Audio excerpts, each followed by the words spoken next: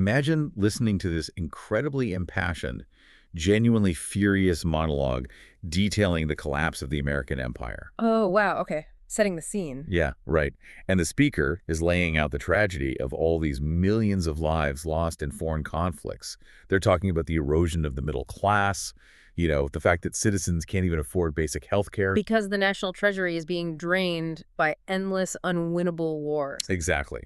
And you find yourself nodding along. The existential dread is really building. Sure. The speaker is channeling this raw, visceral anger that feels incredibly validating to hear.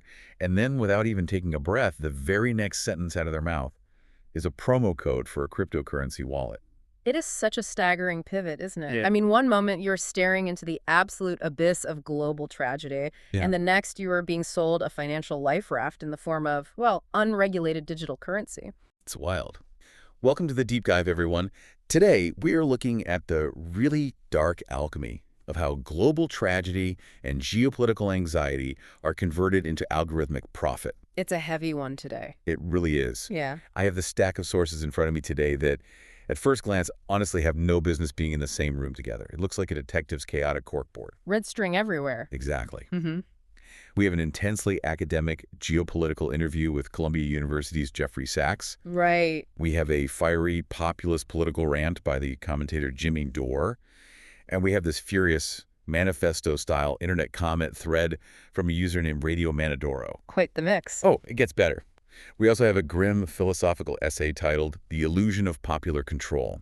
And sitting in the center of all this, tying it all together, we have the complete, unedited lyrics to The Doors' 1967 epic song, The End. It is a genuinely fascinating cross-section of modern discourse. I mean, we have high-level foreign policy analysis just colliding head-on with internet rage. And classic rock poetry. Yeah. Exactly. And populist media tactics. So our mission today is to figure out the underlying mechanism that connects all of these dots. We are going to examine the increasingly violent rhetoric surrounding modern conflicts, specifically focusing on the tension with Iran. Right. The language being used right now is intense. It really is. And we are going to look at how that modern rhetoric mirrors the ghosts of the Vietnam War. Then we'll pivot and look at the commentators themselves, how political influencers monetize this exact human tragedy. Which is where that Radio-MANNADORO text really comes into play. Definitely. And finally, we're going to view this entire geopolitical and media circus through the dark lens of Jim Morrison and an ancient concept known as the Kali Yuga, and even touch on the Shiva Tandava. Before we really begin unpacking this, I do want to establish a very clear baseline for you, the listener. We are going to be dissecting some highly charged political rhetoric today. Very charged. Yeah. The source materials contain fierce, unapologetic critiques of global leaders, established media figures, and powerful institutions. And these critiques come from completely distinct, often wildly opposing viewpoints. We're talking populist left, populist right, intense anti-establishment anger. Exactly. And clinical academic perspectives, too. So we want to make it explicitly clear right off the bat, we are not taking sides here. Not at all. We are not endorsing the viewpoints of Jeffrey Sachs or Jimmy Dore or Radio-MANNADORO or the various politicians they are targeting. Our function today is strictly analytical. We're looking at the engine, not voting for the driver. That's a great way to put it. We are simply examining these narratives as artifacts to understand the broader cultural and political machinery at work. Okay, let's unpack this. Let's start with the rhetoric itself. The source material highlights a recent national address by Donald Trump regarding Iran, and the language is, well, it's jarring. It definitely caught Jeffrey Sachs' attention in his interview. Right. There are two specific phrases that the material focuses on. First, the threat to bomb Iran, quote, back to the Stone Age where they belong. Which is heavy. Very. And second, a really casual, almost flippant mention of the decapitation of Iran's leadership. Yeah, that word specifically. See, I read that and initially thought, well, decapitation's a common term, right? We use it in corporate restructuring. We talk about decapitating a rival business's leadership team. Sure, in a boardroom. Yeah. So isn't this just standard tough guy political metaphor? Well, Jeffrey Sachs approaches that specific language very differently in his Vision TV interview. He does not view it as a metaphor at all. Real. No, he views it as a literal statement of policy intent. And he points out that the concept of decapitation, the systematic targeted murder of the political and religious leaders of a sovereign nation, is something that civilized diplomacy was supposed to have abandoned centuries ago. Centuries ago. Yeah, Sachs specifically draws a line back to 1794, to the guillotines of Place de la Concorde during the Reign of Terror in the French Revolution. Okay, I have to push back a little on that. I mean, comparing a modern U.S. presidential candidate speech to Robespierre and the Reign of Terror seems like a massive, almost theatrical leap. It sounds extreme. It does. Yeah. Is Sachs genuinely suggesting that U.S. policy is equivalent to the Jacobins chopping off heads in the town square? Well, Sachs is arguing that the underlying normalization of state-sanctioned murder is functionally the same. He states that by openly using this language, and more importantly, by executing policies that reflect it, the United States and Israel are operating as rogue states. Rogue states. Those are strong words from an academic. Very strong. His argument is that international law is built on the premise of diplomatic engagement, even with hostile adversaries. Right, you have to talk to your enemies. Exactly. So when you normalize the assassination of foreign leaders, when it becomes standard operating procedure to literally target the individuals you are supposedly required to negotiate with, you completely break the foundational rules of international order. We replace diplomacy with the logic of an assassin. Precisely. And the sources point out that this rhetoric isn't isolated to Trump. No, it's not.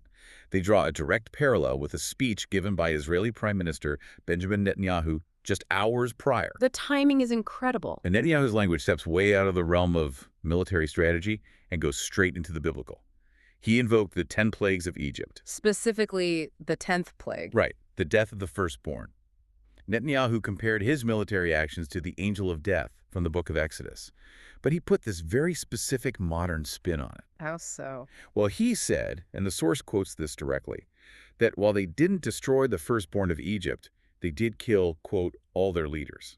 Sachs characterizes this kind of rhetoric as delirious and messianic. You have two leaders operating on a global stage, completely discarding the conventional language of statecraft. Yeah, one is boasting about decapitation and the Stone Age, and the other is casting himself as the executor of divine wrath. Bringing biblical plagues down upon his enemies, it's intense. And Sachs notes a profound lack of pushback against this from other global leaders. He specifically calls out European leadership for being, in his view, too servile to confront what he calls homicidal behavior. But if we look at this objectively, it feels kind of cartoonish, doesn't it? It does. It sounds less like geopolitical strategy and more like a comic book villain's monologue before they, deploy a doomsday device. Right. But here is the friction for me.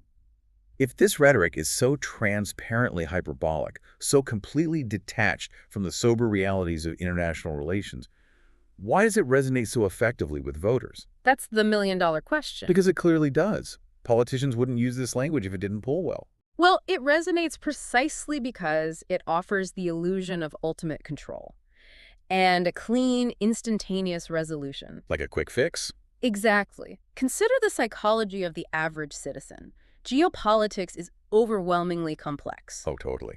Thinking about a multi-decade, deeply entrenched conflict with a nation of nearly 100 million people, complete with proxy militias, sectarian divides, and nuclear enrichment capabilities. That is exhausting to even think about. It is. It induces a profound sense of helplessness in people. So when a leader stands at a podium and bypasses all that complexity, offering a simple fantasy, we will just cut the head off the snake, we will bomb them into the Stone Age, and it will be over. It functions as a psychological release valve. Ah, I see. It replaces the agonizing complexity of reality with the comforting simplicity of overwhelming force. Exactly. It's the promise of a magical eraser. Like, we broke it, they can fix it. Which is actually another quote the sources pull from Trump's speech. Right. It implies a total detachment from the aftermath. You drop the bomb, you dust off your hands, and you just walk away. But Sachs systematically dismantles the viability of that magical eraser, particularly when it comes to the economic fallout. Yeah, the oil part of this is fascinating. It really is. In the speech, Trump attempts to preemptively soothe any domestic anxiety about a Middle Eastern war by claiming that the United States doesn't actually need oil from the Strait of Hormuz. He literally says, we have plenty. We import almost no oil from there. Yes. He is essentially telling the American public that they can enjoy the spectacle of this overwhelming military force without suffering any of the economic consequences. And, purely on the surface, that sounds plausible to a lot of people. Sure it does. The U.S. has ramped up domestic oil production massively over the last decade. The whole America First energy independence narrative is deeply ingrained. So why is his claim fundamentally wrong here? Because it demonstrates a fundamental misunderstanding or maybe a willful misrepresentation of how the global energy market actually functions. Okay, break that down for us. Sachs explains the economic reality. The oil market is not compartmentalized by national borders. It is a single, deeply integrated global pool. Right. The Strait of Hormuz is a massive geographical choke point. If you initiate a full-scale conflict with Iran, you have to assume they will utilize their highly developed asymmetric warfare capabilities. Like their drone and missile swarm. Exactly, to effectively close that strait. Which chokes off a massive percentage of the entire world's daily oil supply in an instant. Precisely, and if that supply is suddenly removed from the global pool, the price of every remaining barrel of oil on the planet skyrockets immediately. Regardless of where it was pumped from. Exactly. American energy independence does not insulate the American consumer from a global price shock. Sachs points out the immediate domestic consequence: the very voters cheering for this decapitation strategy will find themselves at the gas pump paying well over $4 a gallon. Oh, wow. And that spike in energy costs would just ripple through the entire American supply chain, right? Oh, absolutely. Driving up the cost of manufacturing, transportation, basic goods. The idea that America exists in this hermetically sealed economic bubble is an absolute fiction. And the sources highlight an incredibly bitter irony here regarding who actually benefits from that fiction. Yes, the corporations. Right.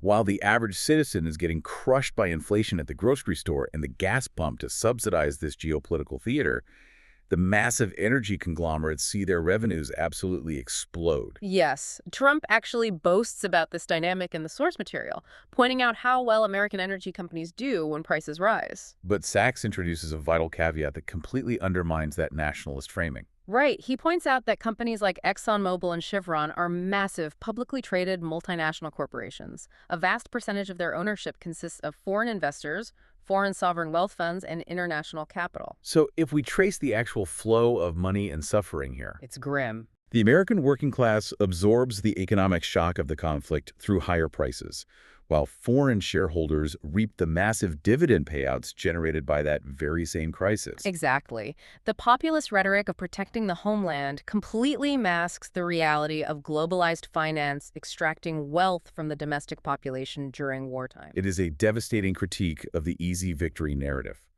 The rhetoric promises a painless, clinical strike that punishes the enemy and enriches the nation. But the mathematical reality guarantees domestic economic pain and the enrichment of an unaccountable global financial elite. Which brings us to a terrifying realization.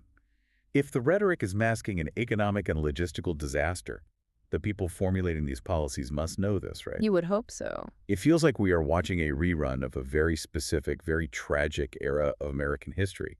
We are looking at a playbook that has failed spectacularly before. The historical parallels drawn in the source material are incredibly stark. To understand the current rhetoric surrounding Iran, the sources argue we have to look backward. Vietnam yesterday, Iran today. Exactly. The interviewer on Vision TV shares a personal anecdote that perfectly distills the cyclical delusion. Oh yeah, the Donald Rumsfeld story. Yes. He talks about having a conversation with Rumsfeld, the U.S. Secretary of Defense, during the very early days of the invasion of Afghanistan. And Rumsfeld was incredibly boastful about the precision and lethality of the American military machine, right? He was.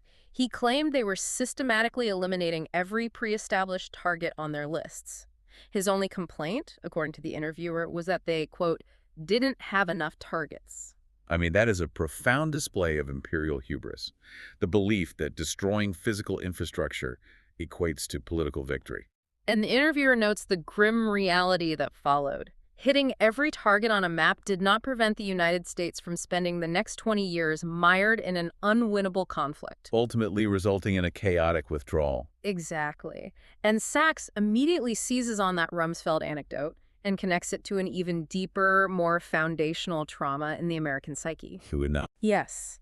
He remembers being a young man in the 1960s and listening to General William Westmoreland give nearly identical press briefings about the progress of the Vietnam War. The language is practically interchangeable, isn't it? It really is. The enemy is decimated, the targets are destroyed, there is light at the end of the tunnel. And Sachs points out that when Daniel Ellsberg leaked the Pentagon Papers, it shattered that illusion completely. Right.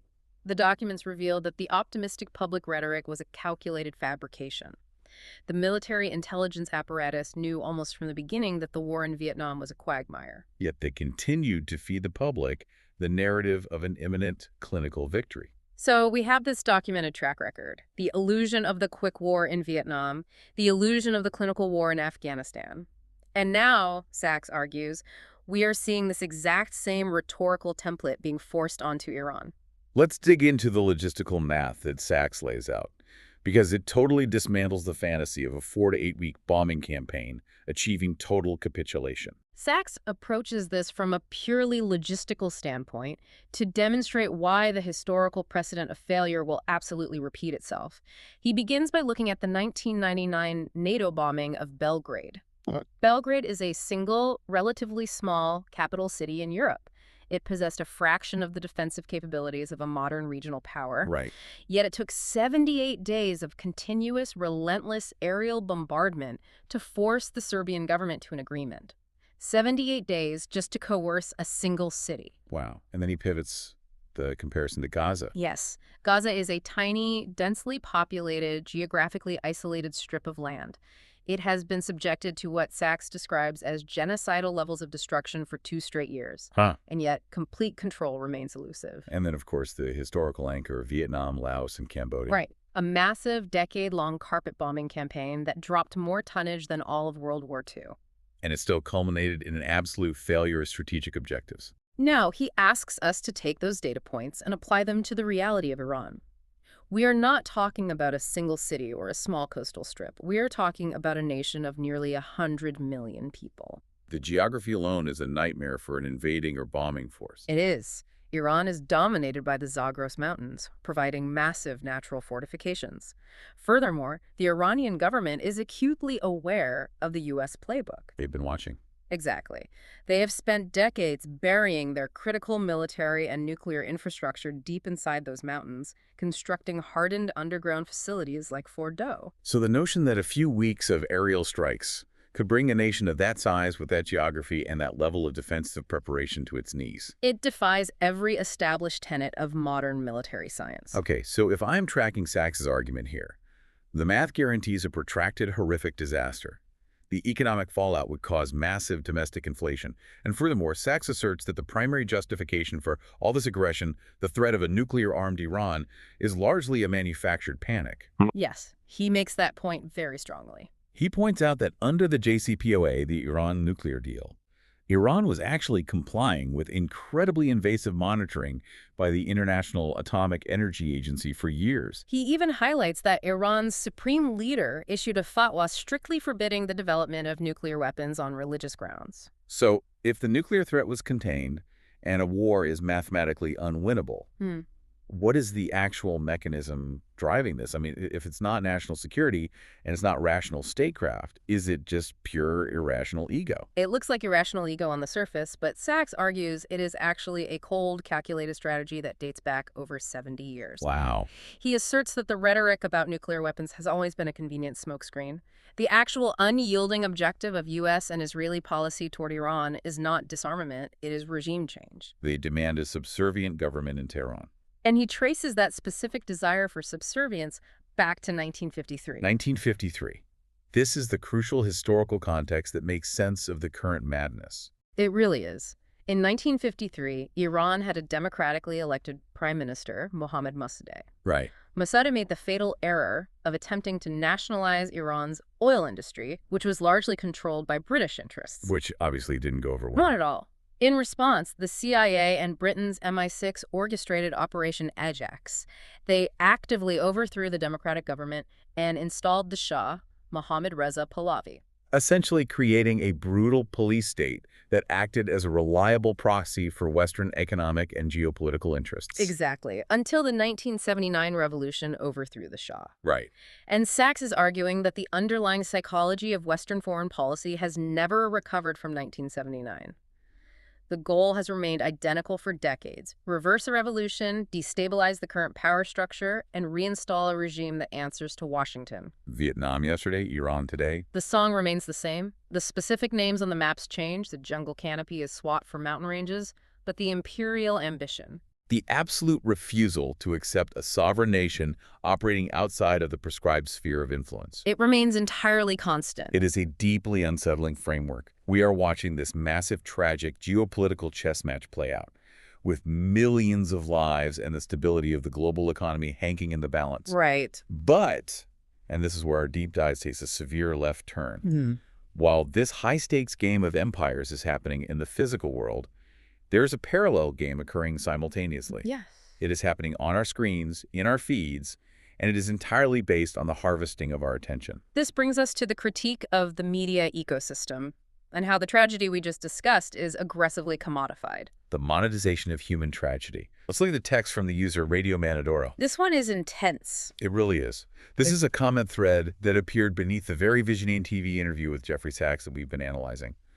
The host of that Italian program is a man named Toscano, and Manadoro uses this comment section to absolutely unload on him. He calls Toscano a, quote, great hypocrite careerist. He accuses him of using the veneer of political commentary as a safe haven for himself and his associates. It is a highly personal, venomous attack. But Manadoro doesn't stop at Toscano. He broadens this into a sweeping philosophical indictment of the entire political media apparatus. Manador's central thesis is fascinating. He demands that people exit the dualistic narrative because the supposedly opposing sides are, in his words, one and the same. One and the same. He views the constant screaming debates that dominate our media, the left versus the right, the pro-interventionists versus the anti-war activists, as a meticulously engineered farce. He argues that both sides of this media divide are fundamentally identical because they both serve the same ultimate function: keeping the populace endlessly distracted and engaged in a manufactured, unwinnable argument. He has an incredibly sharp, evocative way of phrasing the complicity of the audience, too. Oh, the circus seal part. Yes. He says that anyone who participates in this farce, who picks a side and cheers for their preferred political influencer, is acting like a trained circus seal of foca de circo ammaestrata. By participating in the outrage, you become an accomplice to the very butchers you think you are opposing. Yeah, because you are providing the energy that powers the machine. And this leads to his most condemning description.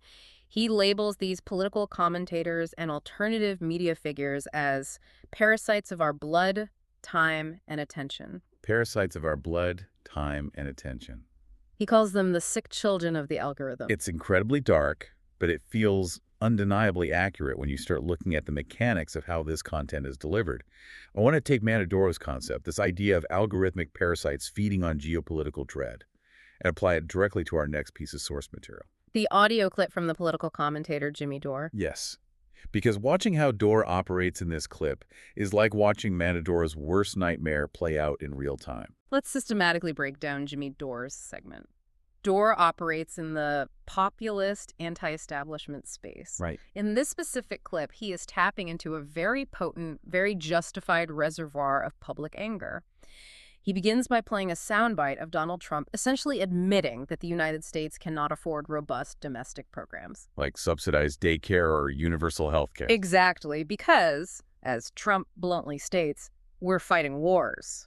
And Dore seizes on this perceived betrayal immediately. He highlights the glaring hypocrisy of the America First narrative. The promise was always to stop bleeding the treasury dry in foreign deserts and to reinvest that capital into American infrastructure and citizens. And here is Trump, utilizing the very conflicts he supposedly opposed as the primary excuse to deny Americans basic social safety nets. Dore is incredibly effective at channeling this grievance. He highlights the absurdity of the United States, the wealthiest nation in the history of human civilization, claiming poverty the moment its citizens require assistance, while simultaneously finding endless billions of dollars to fund overseas military operations. And Dorr makes sure to spread the blame across the entire political spectrum, reinforcing Manadoro's point about the dualistic narrative being a lie. Right. He goes through this rapid-fire historical roll call of presidents. He hits Bill Clinton for the bombings in Bosnia. He hits George W. Bush for the massive disasters in Afghanistan and Iraq. He goes after Barack Obama for the interventions in Libya and Syria, specifically noting that Obama dropped more munitions than Bush did.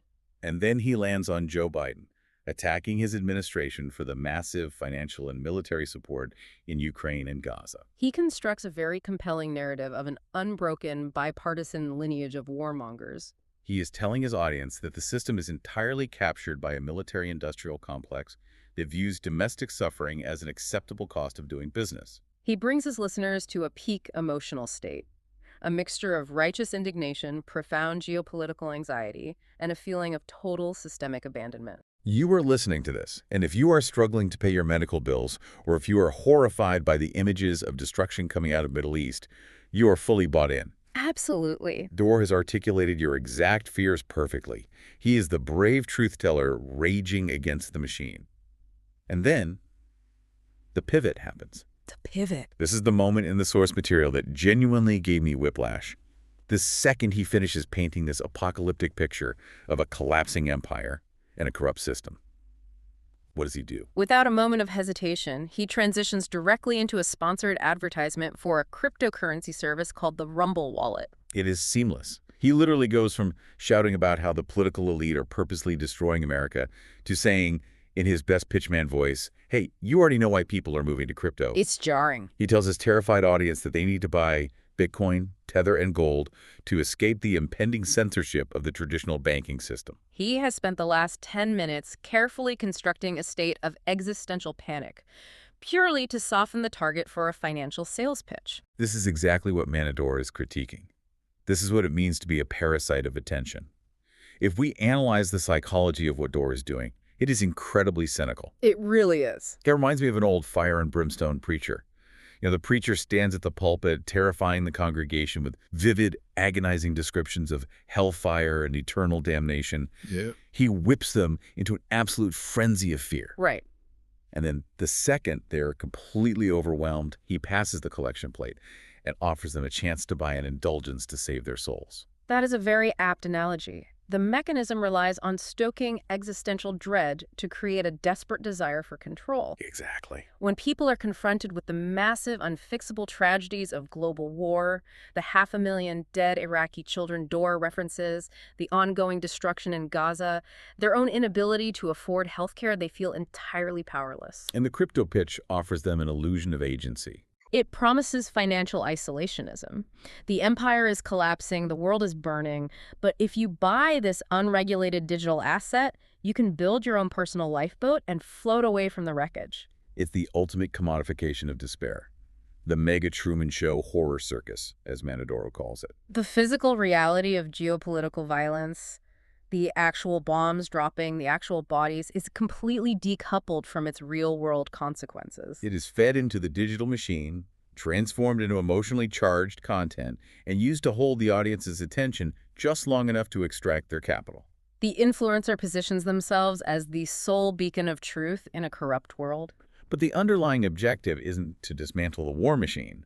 The objective is to drive conversion rates on their affiliate links. It reveals a deeply bleak reality about the alternative media landscape.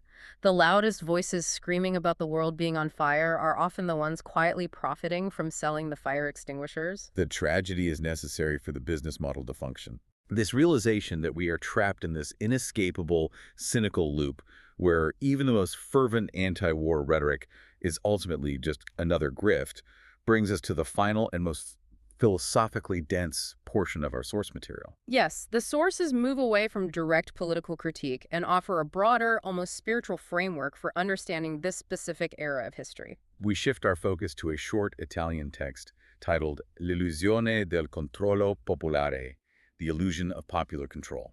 The essay opens with a quote widely attributed to Mark Twain, "If voting made any difference, they wouldn't let us do it." It immediately establishes a tone of absolute, crushing fatalism. The text argues that citizens desperately want to believe they have agency, that they can influence the trajectory of their nations from the bottom up. But the essayist insists this is a delusion.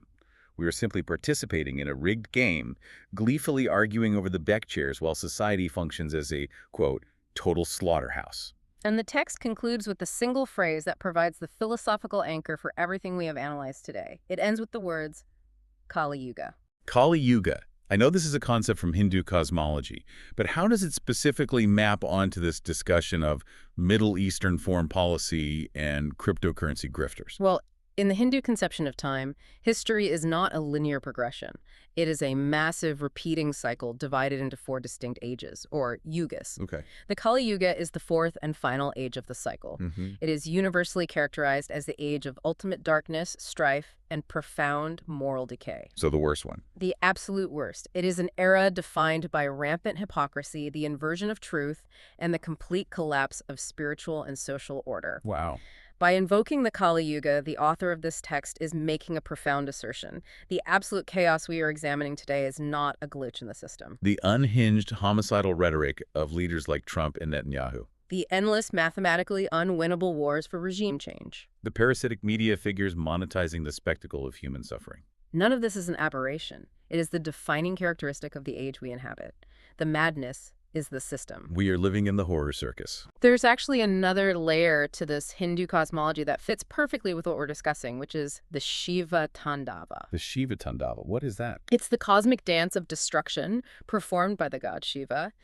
But specifically, there's a depiction of Shiva performing this dance while stepping on a figure called Apasmara. Wait, who or what is Apasmara? Apasmara is a demon that represents ignorance and delusion in Hindu mythology. So, Shiva destroys the universe to recreate it, but as he dances, he actively suppresses the delusion that keeps humanity trapped in endless, ignorant suffering. Oh, wow, so tying that back to Mannadoro. Yeah. The algorithm, the dualistic narrative, the media grift. That is the delusion. The media circus is Apasmara. Exactly. We are trapped in that delusion of the horror circus, being fed outrage while the world burns. And RADIO-MANNADORO, the author of that furious comment thread, clearly recognizes this atmosphere as well. He ended his manifesto by quoting a lyric. He wrote, "All the children are insane, waiting for the summer haze." Which brings us to the centerpiece of our deep dive. The final source, the complete lyrics to the 1967 song, The End by the Doors, written by Jim Morrison. The inclusion of these lyrics is a brilliant piece of curation in the source material. Morrison's poetry acts as a perfect, dark mirror, reflecting all the geopolitical and psychological themes we have spent the last hour dissecting. It perfectly captures the psychological weight of the Kali Yuga. Let's do a deep dive into these lyrics because the parallels are uncanny. Early in the song, Morrison sings about being lost in a Roman wilderness of pain. Yeah. When I read that line immediately after reviewing Jeffrey Sachs's geopolitical analysis, it suddenly took on a very specific meaning. The connection is incredibly direct. Sachs explicitly described the United States operating not as a functioning constitutional republic, but as an unchecked globe-spanning empire attempting to dictate terms to the rest of the planet.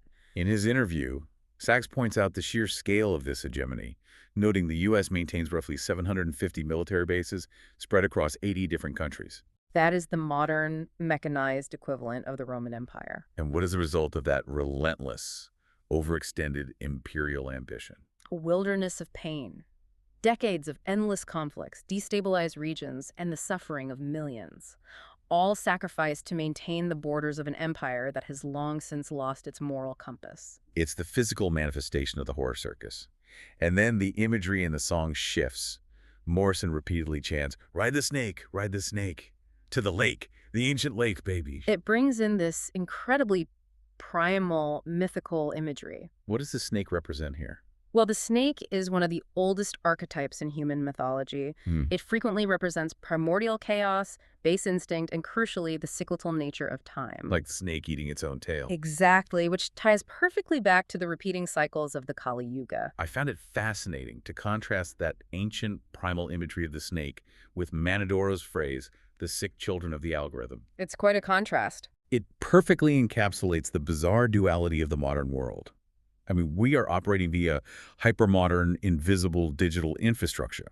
We use complex algorithms, globalized energy markets, and encrypted digital wallets. But the underlying urges driving all of this technology are entirely primitive. It's the same old snake.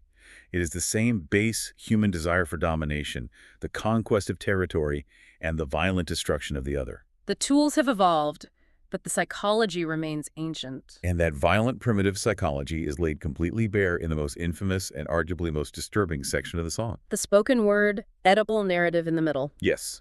Morrison recites, "The killer awoke before dawn. He put his boots on. He went into the room where his sister lived. He paid a visit to his brother. And he came to a door and he looked inside. Father, yes, son, I want to kill you." It is raw, incredibly violent Freudian psychology. But I struggled initially to see how this deeply personal psychoanalytic imagery connects back to the macro level of foreign policy. I mean, how does the killer in the hallway relate to the Strait of Hormuz? We have to circle back to the very first rhetorical concept we analyzed, the obsession that leaders like Donald Trump and Benjamin Netanyahu have with decapitation. The intense, almost pathological desire to strike at the head of a rival state, to eliminate the leadership. Exactly. That Oedipal urge that Morrison describes, the violent compulsion to destroy the patriarch, to tear down the ultimate symbol of authority in order to assert one's own dominance, is the exact psychological underbelly of their foreign policy. Oh, I see it now. When a political leader boasts about bombing a civilization to the Stone Age, or invokes the angel of death slaying the leaders of a nation, they are not engaging in rational, strategic statecraft. They are manifesting the raw, violent, infantile urge of the killer kicking open the door. Simply dressed up in the sterilized language of national security and defense. We didn't kill the firstborn, we killed their leaders. It's the exact same dark, destructive energy. And there is one final crucial detail regarding these lyrics that we have to acknowledge. The source material doesn't just provide the lyrics. The search results specifically identify this as "The Door's the End, Apocalypse Now" version. That specific detail is the linchpin that locks the entire narrative together. Francis Ford Coppola famously utilized the end as the opening and closing sonic architecture for his 1979 cinematic masterpiece, Apocalypse Now. A film entirely dedicated to exploring the profound descent into moral insanity during the Vietnam War. By specifically selecting the Apocalypse Now version, the source material explicitly ties the abstract, philosophical darkness of Morrison's poetry directly to the historical, physical reality of the American failure in Vietnam. It brings this entire deep dive full circle in an incredibly profound way. We began by looking at Jeffrey Sachs, who compared the delusional, hyper-confident rhetoric about invading Iran today to General Westmoreland's blatant lies about the progress in Vietnam yesterday. We broke down the illusion of the quick clinical war and the cold mathematical reality of military failure. And we end by analyzing the very soundtrack of that historical failure. When we synthesize all of these disparate sources, a terrifyingly cohesive thesis emerges. The specific details change. The names of the politicians on the podiums change. The geography shifts. We move from the dense, sweltering jungle canopies of Southeast Asia to the vast, arid, heavily fortified mountains of Iran. But the underlying cycle remains entirely unbroken. The catastrophic hubris of empire, the persistent, deadly illusion of the quick and easy war. The complete detachment of the ruling class from the suffering they inflict. And the cynical monetization of the resulting spectacle by parasites of attention, it all remains constant. We are trapped in a geopolitical loop. The song truly remains the same. The song remains the same. So what does this all mean for us? For you, listening to this right now? We have traveled a long, incredibly dark road today. We really have. We started by dissecting the apocalyptic, almost biblical rhetoric of leaders threatening to decapitate nations. We grounded that violent rhetoric in the grim, inescapable mathematical realities of the global oil market. Demonstrating how the fantasy of a clean, painless intervention is a lie that inevitably harms the working class while enriching global capital. We then examined how the media ecosystem functions, watching commentators hawk cryptocurrency off the back of World War III anxiety. Transforming human tragedy into a digital sales funnel. And finally, we follow that dark thread straight into the poetry of Jim Morrison and the Hindu concept of the Kali Yuga. Arriving at the realization that the ghosts of Vietnam are still very much alive, dictating policy and shaping our media landscape today. We started out trying to connect seemingly random pieces of information, and we ended up staring into a mirror reflecting the fundamental madness of our era. And looking into that mirror forces a very uncomfortable realization about our own role in this machinery. It does. I want to leave you, the listener, with a final, lingering thought. A provocation based on Manadoro's critique of the Mega Truman Show horror circus and his accusation that we are all acting like trained seals. Okay, let's hear it. If the modern world is truly a rigged game, If our outrage, our existential fear, and our very attention are the primary fuels that power both the algorithms of the media grifters and the physical machinery of the war makers. What happens to the power of these parasites if you simply choose to stop playing? Exactly. What happens to the horror circus if you, the audience, refuse to applaud? If you refuse to buy the indulgences, step completely out of the dualistic narrative, and simply choose to look away from the screen? A question definitely worth sitting with in the dark. Thank you for joining us on this deep dive. The world is incredibly loud and the algorithms are endlessly hungry. Keep questioning the narratives you are fed, relentlessly protect your attention, and we will see you next time.